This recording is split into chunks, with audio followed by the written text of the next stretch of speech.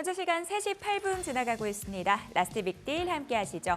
자, 오늘 시장 안에서 주목받았던 종목들 체크해 보고요. 종가 매수 여부 확인하겠습니다. 네, 오늘은 이권희 위즈웨이브 대표, 유창희 오로라 투자자문 본부장과 함께하겠습니다. 어서 오십시오. 두 분과 함께 오늘도 종목 이야기 나눠볼게요. 오늘의 첫 번째 종목은 풍산입니다. 북한의 러시아 파병 뉴스 계속해서 이어지는 지정학적 리스크 속에 방산주에 대한 관심 높아지고 있습니다. 풍산은 여기에 이 구리 가격 상승에 대한 기대감까지 더해지고 있는데요. 이 종목에 대한 두 분의 의견 바로 들어보겠습니다. 두 분 모두 종가 매수 의견 주셨습니다. 유창희 대표님 의견부터 들어볼게요. 네, 일단은 뭐 사실은 북한이 러시아에 파병하는 거는 뭐 크게 신경 쓸 건 없다 생각 좀 하고 있어요. 중요한 건 이제 지정학 리스크가 계속해서 좀 끝나지 않는다라는 것이죠. 그에 따라서 무기 수요가 계속 늘어난다는 것이고, 지금 이제 정부가 왜 그런지 모르겠습니다만은 어떤 우크라이나 우회 지원 가능성 얘기 나오고 있는 거 아니겠습니까? 그렇다면 지금 우리나라가 그 수출할 수 있는 물량도 좀 부족한 상황이라는 거죠. 그렇다면 어쨌든 추가적인 어떤 수요 증가에 대한 기대감도 있을 수 있다 생각을 좀 하고 있고요. 풍산 같은 경우는 방산 부분 매출이 계속 꾸준히 늘어나고 있습니다. 뭐 여러 가지 어떤 기대감 가져갈 수 있는 실적 부분들도 3분기 실적에 어떤 기대감도 충분히 반영될 수 있다 생각하고 있고, 다른 방산주 대비해서 상당히 좀 저평가되어 있다. 그러니까 다른 방산주들 사실은 뭐 최첨단 무기 쪽이죠. 뭐 미사일이 됐든 전차가 되었든 뭐 비행기가 되었든 이쪽 관련된 기업들의 주가는 상당히 좋은 모습인데, 사실 풍산 같은 경우는 이제 뭐 그런 부분들하고는 조금 거리감이 좀 있다 보니까 상대적으로 좀 시장에서 주목을 받지 못했지만, 어찌되었든 뭐 대전차 수출을 하게 된다면 거기에 들어가는 포탄이라든지 뭐 탄핀 같은 경우도 다 풍산이 제조한다고 보시면 될 것 같아요. 그래서 그런 것들이 재평가 받을 수 있는 위치다 생각을 좀 하고 있고요. 네. 또 하나 구리 가격이죠.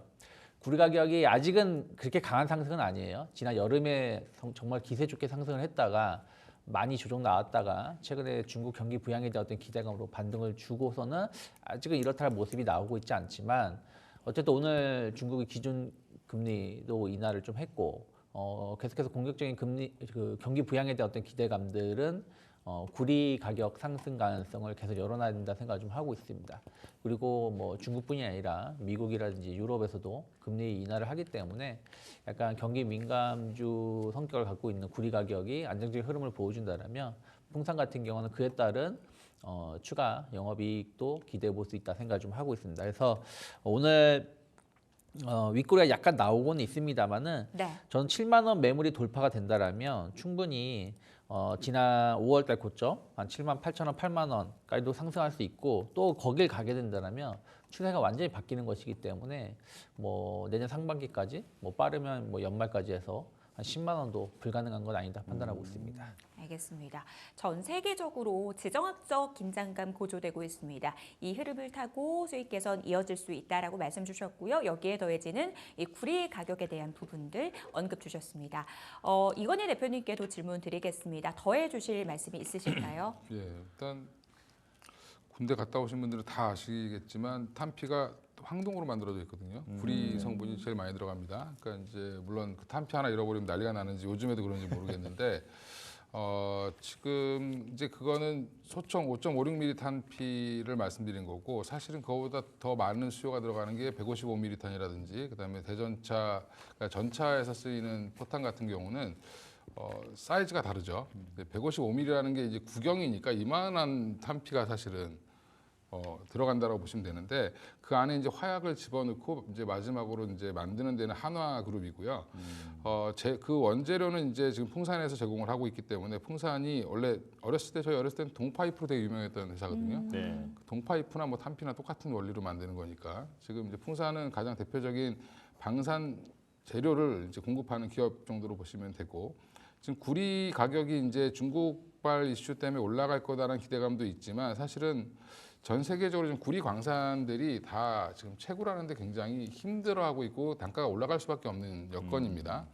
그러니까 구리가 되게 특이하게 특정 지역에 몰려 있는데 대부분 다 지금 건조 지역이어서, 근데 문제는 구리를 재련을 1차를 하고 보내야 되는데 그때 물이 엄청 필요합니다. 그래서 이제 바닷물을 끌어와서 지금 해야 되는 상황이고 그러다 보니까 이제 구리를 채굴하는데 원가가 많이 올라갈 수밖에 없는 상황이거든요. 그렇게 되다 보면 뭐 구리의 수요가 증가하는 거를 떠나서 구리 생산량 자체가 좀 한계가 있기 때문에 올라갈 가능성도 높다라는 부분에서는 여전히 구리는 중장기적으로 올라갈 수밖에 없는 뭐 금 같은 자산이다라고 보시면 될 것 같고요. 여전히 풍산 그래서 지금 거기에 방산 이슈까지 더해지고 있고 지금 우크라이나와 러시아의 전쟁이 빨리 끝날지 뭐 아니면 더 연장될지 모르겠지만 여전히 중동 쪽에도 있고요. 그러니까 지금 미국에서 누가 되든지 간에 양쪽의 전쟁은 하나는 이어지게 돼 있거든요. 예. 네, 그럼 전 세계적인 수요는 여전히 좀 증가 추세이기 때문에 풍산도 긍정적으로 보는 게 맞다라고 말씀드리겠습니다. 예, 방산 수요 여전히 살아있고 그리고 구리 가격이 상승하는 그것에 대한 수혜까지 기대할 수 있다. 풍산에 대해서 두 분 다 동그라미 의견을 들어주셨고요. 자, 이어서 필옵틱스를 알아보겠습니다. 자, 유리기판 관련주 최근 계속 들썩들썩하고 있는데 이 필옵틱스가 최근에 다시 또 주목받고 있습니다. 자, 이 종목에 대한 두 분의 의견 들어보겠습니다. 두 분 다 O 의견 들어주셨고요. 이번엔 이건희 대표님부터 들어볼게요. 예. 일단 뭐 유리기판 대표 장비주라는 건 다들 이제 아실 테고 이제 SKC 뭐 그다음에 필옵틱스 그다음에 JNTC, YC캡 뭐 이런 종목들이 이제 주로 관련주라고 이제 엮여 있는데 가장 탄력이 좋은 게 지금 필옵틱스입니다. 그 이유를 보면 SKC가 양산을 25년도 이제 당초 예상이 26년이었는데 뭐 한 6개월 이상 앞당긴 것 같아요. 그래서 지금 이번에 뭐 라인토 갔다 오신 분들이 굉장히 뭐 좋았다, 뭐 빨리 양산될 수 있을 것 같다, 뭐 기술력을 확인했다 이렇게 얘기를 했는데. 결국에 이제 양산을 해서 이거를 적용하려고 하면 갖다 써야 되겠죠. 이거를 지금 테스트용을 지금 만들고 있는 건데 그럼 일단은 가장 중요한 게 유리기판의 원리는 결국엔 지금 많이 쓰이고 있는 기존에 쓰이고 있는 것을 대체하는 거기 때문에 유리기판에 얼마나 정밀한 구멍을 뚫어주느냐가 가장 중요하거든요. 그러니까 TGV 장비를 보유하고 있는 필옵틱스가 지금 가장 부각을 받을 수밖에 없는 상황이고 그다음에 본업도 지금 나쁘지 않습니다. 디스플레이가 지금 전반적으로 안 좋은데 디스플레이 장비주들은 나쁘지 않은 이유가 생각보다 중국에서 많이 사갖고 가고 있고요. 이거를 뭐 미국이 기술 통제를 한다거나 이렇게 하지는 아직 않기 때문에 여전히 장비 업황도 꾸준히 이어가고 있다라는 부분에서는 우리나라에 팔던 거 지금 그냥 중국 기업에 팔고 있는 상황이다라고 생각하시면 되고 또 하나 지금 이제 그 앞으로 AI 기판이 발전할수록 무조건 이게 지금 유리 기판 쪽으로 갈 수밖에 없다라는 게 반도체 전문가들의 이제 중론인데 그게 이제 결국에는 인터포저를 생산하는데 너무 실리콘 그러니까 한마디로 그 기판 그 반도체 웨이퍼가 너무 많이 쓰인다라는 거죠. 그러면 이제 효율성도 떨어지고 그다음에 단가도 올라가고 여러 가지 부분에서 이런 부분들을 해소하기 위해서 유리기판을 도입을 할 텐데 필옵틱스를 이제 한마디로 말하면 제2 한미반도체 같은 역할을 할 수 있다. 유리기판에서 이렇게 말씀드리면 좀 이해가 빠르지 않겠나 생각하고 있습니다. 예, 방금 마지막에 말씀해주신 제2의 한미반도체가 될 수도 있는 기업이다. 유리기판 쪽으로 각광을 받고 있는 기업. 자, 지금 필옵틱스 말씀해 주셨는데요. 유창희 본부장님 의견도 조금 덧붙여 주실까요? 네, 유리기판 시장은 말씀하신 것처럼 개화가 곧 이루어질 가능성이 높다 생각 좀 하고 있어요. 그러니까 연초만 하더라도 상당히 생소한 시장군이었습니다만은 어쨌든 이제 그 블랙에일이라든지 뭐 이렇게 계속 갈수록 제일 큰 문제는 발열 부분들이거든요. 특히 엔비디아 제품이 정말 과거로 돌아간다면 엔비디아가 애플에 제품을 공급하지 않습니다. 왜 공급하지 않냐면 한 그 10몇 년 전이죠. 애플이 엔비디아 제품을 갖다 썼는데 다 기판에 녹아버리는 문제가 발생을 했었다는 것이죠. 예. 그래서 그 이후부터는 엔비디아 제품을 쓰지 않고 자체적으로 제품을 저기를 하고 있는데 그만큼 엔비디아 제품은 다 좋은데 제일 큰 문제점이 발열이라는 것이죠. 근데 어쨌든 블랙엘로 갈수록 발열이라는 이런 부분은 더 심해질 수밖에 없는 부분들이고 그래서 이제 엔비디아 주가가 오르면 오히려 반도체 관련된 기업이 오르는 게 아니라 냉각 관련돼서 뭐 액침 냉각이든 뭐든 관련된 기업들이 반응을 했었던 것도 그런 이유라 보시면 될 것 같아요. 그럼 이제 유리기판을 간다라면 물론 다 유리기판을 간다서 무조건 해결되는 건 아닙니다. 하지만 어찌됐든 기존의 제품보다 이 열관리라든지 이런 부분들에 조금 더 효율성이 높을 수 있는 부분이 좀 있고 여기에 대해서 기술력을 가지고 있는 걸 감안한다라면 주가는 이제 사실 연초에는 정말 단순한 기대감 뭐 이렇다라는 어떤 유리기판에 대한 어떤 기대감으로 관련된 기업들이 움직였다라면 지금부터는 이제 옥석 가리기가 진행이 될 것이고 그와 관련해서 실질적으로 기술력이 있는 걸 감안한다라면 약간 추가적인 상승 가능성 요런 것이 있지 않을까 판단하고 있습니다. 예. 유리기판 관련주 내에서도 옥석 가력이 필요하다, 관련된 기술력 확인이 필요하다라고 말씀 주셨고요. 필옵틱스에 대해서는 종가 매수 의견까지 들어봤습니다. 자, 두산 로보틱스에 대한 의견도 들어봐야겠습니다. 지배구조 개편 이슈와 관련해서 여러 가지 잡음이 많은 상황인데요. 일단은 오늘 장중 대비해서는 지금 윗골이 달고 내려온 상황입니다. 여전히 급등세는 유지하고 있는데요. 자, 두 분의 의견 바로 들어보겠습니다. 두 분 모두 X 의견 주셨습니다. 이건희 대표님 의견부터 들어볼게요. 예, 일단 뭐 기대감이죠. 지금은 이제 이복현 금감원장이 이제 정정해서 제출하면 합병 다시 한번 고려해 보겠다. 뭐 이렇게 얘기를 하면서 다시 한번 불을 좀 지폈는데 여전히 지금 행동주의 펀드들이라든지 여기 투자했던 이제 바켓에 투자했던 주주분들은 여전히 반대를 하고 있습니다. 그러니까 돈 하나도 못 버는 로보틱스를 왜 우리가 먹여 살려야 되냐, 뭐 이런 논리죠. 근데 이제 두산 그룹 전체 주두산 입장에서는 이게 합병을 해서 좋아지면 더 좋겠다라고 이제 물론 큰 그림을 그리셨겠지만 네. 사실은 개별 주주들 입장에서는 이거 굉장히 큰 이슈가 될 수 있는 부분입니다. 그래서 뭐 로보틱스 주주분들은 좋아하실 수 있겠지만 밥캣 주주들 입장에서는 밑빠진 독에 물 붓는 거 아니냐 이렇게 얘기할 수도 있는 거거든요. 그러니까 두산 로보틱스가 실제로 올해 뭐 내년 정도부터는 뭐 흑자가 날 수도 있다라고 얘기는 하고 있지만 아직까지 성과를 못 보여주고 있고 협동 로봇 시장이 빠르게 성장하는 것처럼 보이다가 최근에는 많이 좀 주춤하고 있거든요. 작년부터. 특히 이제 일본의 화락 같은 경우도 실적이 부러지고 있는 상황이고 이게 사실은 협동 로봇의 수요가 가장 많았던 데가 중국이었는데 중국 시장을 거의 이제 못 들어가게 하고 있는 상황이기 때문에 이제 여러 가지로 이제 시장 자체가 좀 위축돼 있다라는 부분도 큰 문제이다. 그러면 로봇 시장이 개화되긴 개화되겠지만 조금 더 확인할 필요는 있지 않을까 생각하고 있고요. 본업이 안 좋은데 지금 단순히 그냥 지금 이 합병 이슈로 올라온다라고 하면 물리신 분들은 좀 빠져나올 기회가 되지 않을까 개인적으로 그렇게 생각하고 있습니다. 일단 본업 자체가 불안하다라는 점, 관련된 불확실성 아직 상존하다라는 측면에서 X 의견 주셨습니다. 보유자 관점에서는 지금 탈출 기회다라는 추가 전략까지 들어봤습니다. 유창희 대표님 네. 의견도 들어볼게요. 말씀하신 것처럼 밑빠진 독에 물붓기라는 것이죠. 그러니까 두산 바켓이 편입이 된다라면 그 밑빠진 독에 물 붓는 것을 두산 바켓의 돈으로 부을 수 있는 것이니까 조금은 두산 로보틱스 주주 입장에서는 긍정적으로 볼 수 있겠습니다만은 이 물 붓는 게 언제까지 이어질지 모른다는 것이죠. 예. 지금 로봇은 지난번에 그 2주 전이죠. 테슬라가 로봇택시를 발표를 했을 때 로봇택시보다 휴머노이드 로봇이 더 주목을 받았습니다. 옵티머스요. 엄청나게. 사실은 휴머노이드 시장의 어떤 기술력을 본다라면 중국이 제일 앞섰다고 보고 있고요. 뭐 우리나라는 관련된 기에서 상당히 좀 뒤쳐져 있는 걸로 알고 있거든요. 그러니까 그냥 단순하게 서비스 로봇, 협동 로봇은 약간 뭐 한 세대 뒤처지는 느낌이거든요. 근데 휴머노이드 관련해서 우리나라 기업이 엄청나게 치고 나간다라는 건 뉴스를 제가 본 적은 별로 없습니다.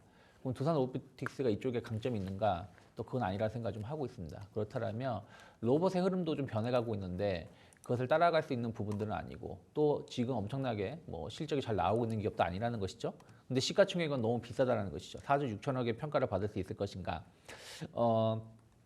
대표적으로 아직 상장은 안 되어 있지만 HD 현대의 자회사 현대 로보틱스가 상당히 많은 로봇 관련돼서 제품들이 많이 있고 그 회사 같은 경우 흑자도 보여주고 있거든요. 근데 그런 거랑 비교해 본다라면 저는 두산 로보틱스가 두산 바켓을 인수해서 어떤 기대감은 가져갈 수 있겠습니다만 본질적 가치 실적이 수반되지 못한다라면 지금 주가는 전 여전히 비싸다고 생각하고 있기 때문에 약간 반등 시에는 비중을 줄이는 게 맞지 않을까 판단하고 있습니다. 예, 그룹 재편 실적 모두 기대감이지 지금 불확실성이 큰 상황이다. 자, 이렇게 말씀을 해주셨고요. 자, 이제 두 종목 남아서 조금 빠르게 가보도록 하겠습니다. 자, ABL 바이오 여쭤볼 텐데요. 자, 최근에 이제 파이프라인의 그 전체적인 가치가 상승했다라고 하는 리포트가 나오면서 주가가 지금 관심을 받고 있습니다. 오늘도 5% 안팎의 상승세를 보였는데, 자, ABL 바이오에 대한 두 분의 의견 들어보겠습니다. 자, 여기서 두 분 다 종가 매수 의견을 들려주셨고요. 자, 이건희 대표님부터 들어볼게요.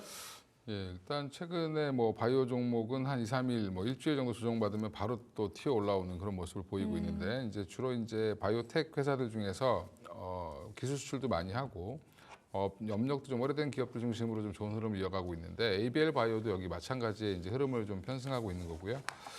일단 ABL 바이오는 최근에 이제 머크와의 협력 관련돼서 기사도 한번 나왔는데 지금 이중항체 관련돼서 글랩바디라는 이제 그 트레이드 마크를 갖고 있죠. 그런 플랫폼을 가지고 이중항체 관련된 기술들을 계속 지금 기술 수출해왔던 기업이고 일단 올해도 기술 수출을 한 건 이상 할 걸로 좀 예상을 하고 있는 상황이어서 여전히 기대를 하고 있고요. 또 하나 이제 그 ADC 관련돼서 얼마 전에 1,400억짜리 유증 이제 제3자 배정 유증을 했을 때도 산업은행을 중심으로 해서 1,400억을 너무 쉽게 마련을 했습니다. 그러니까 그게 지금 갖고 있는 기술을 키우겠다는 게 아니라 이 ADC 기술이 약간 불안전하기 때문에 이거를 이제 차세대 ADC 기술을 이중항체 기술에 접목시켜서 조금 더 ADC 기술을 좀 높이겠다라는 것들에 대한 포부를 나타낸 건데 그 기술에 대해서 내가 연구하는데 돈 필요하니까 돈 좀 빌려줘 했더니 1,400억이나 투자를 해줬죠. 네, 그런 부분들은 여전히 지금 그거에 대한 기대감이 크다라고 보시면 될 것 같고요. 지금 바이오 시장의 가장 큰 흐름 중에 하나는 뭐 항암제냐 이런 게 아니라 결국에는 이제 제형 변경이라든지 특허권의 연장, 그다음에 ADC 관련돼서 얼마나 그 성능을 개선시킬 거냐, 표적 항암제의 성능 개선 이런 것들에 초점이 맞춰져 있다라고 보시면 되고요. 그 중에 이제 가장 이제 어떻게 보면 길목에 서 있는 회사가 ABL 바이오인데 다른 바이오 종목들에 비해서 상대적으로는 좀 덜 올라왔다라는 부분이고 그래서 지금 물론 이제 이건 가치 평가를 어떻게 하느냐에 따라 다르긴 하겠지만 여전히 저는 한 5만 원까지의 상승은 충분히 가능하지 않겠나 보고 있습니다. 예, 글로벌 파마의 주목에는 이유가 있다. 이렇게 요약할 수 있을 것 같은데요. 자, 유창희 본부장님도 말씀해 주실까요? 네, 뭐 관련해서 뭐 다양한 제품 라인업이 좀 있죠. 그러니까 당장 제품 나오고 있지는 않지만 기술력이 계속 인정을 받고 있는 거 아니겠습니까?